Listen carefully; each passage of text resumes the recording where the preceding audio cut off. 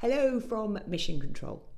In my last video, I was slightly taking the mick out of how complicated big corporates can make succession planning and indeed talent management.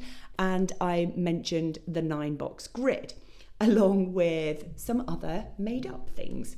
I have had questions and indeed challenges on what that tool is and how to use it, so I thought I'd better come and let you know.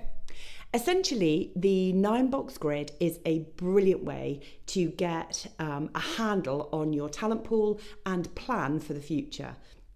So let me explain what that looks like.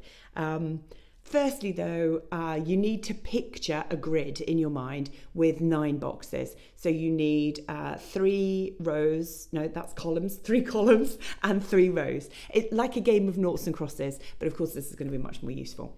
On the one side, we've got performance. And if you think of performance literally just as how well someone is doing their job right now, this minute. We've got 3 levels of how they're doing the job. So we've got below expectations. Bless them, these are individuals, they are trying. We've got meeting expectations, so those are your solid performers that you're really happy with. And we have exceeding expectations, and those are your absolute superstars. On the other side, along the bottom, we're looking at potential. And this is about where you reckon that they can go in the future. And again, that is based on 3 levels. Limited potential, they're happy where they are, they're probably unable to move up or expand their job. Moderate potential, and that means that they have some room to grow, and you could support them in getting there, potentially by inviting them to be part of a project or be mentored, for example. And then finally, we have high potential, and that is where all your future leaders are going to be hanging out. So you definitely need to watch that space.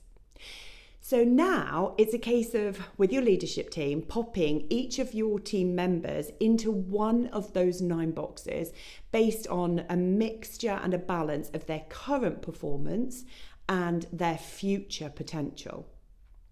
So it's a bit like the sorting hat in Harry Potter, but you're actually the hat. And once you have all those names in their boxes, you can really quickly see an immediate action plan for each person at a glance. So for example, if they're in that top right-hand corner, that's absolutely your golden ticket. Those are high performers with loads of potential, and they are definitely your future leaders. So you A, need to keep them, and B, you need to give them as many development opportunities as you can.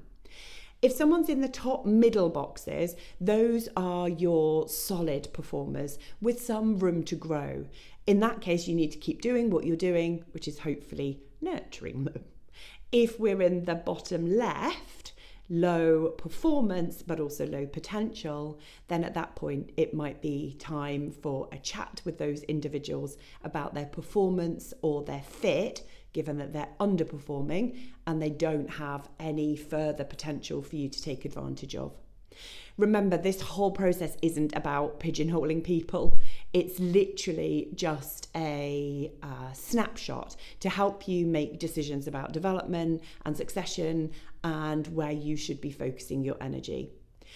So also, please make sure that you get a range and a number of opinions from other managers so that this is more objective than just one person's point of view. The beauty of the 9-box grid is its simplicity. You can scribble it on a napkin, or you could use fancy software, whatever you have access to in your business.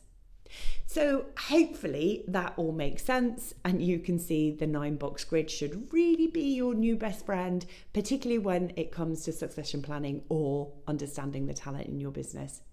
I would suggest thinking about your own direct reports, give it a quick whirl in your head, and then set it out more widely. And of course, if you need any help with that, do let us know. We've popped a 9-box grid in the toolkit that comes with these videos so that you can have an example. But if you'd like any support in being able to deliver that, just shout.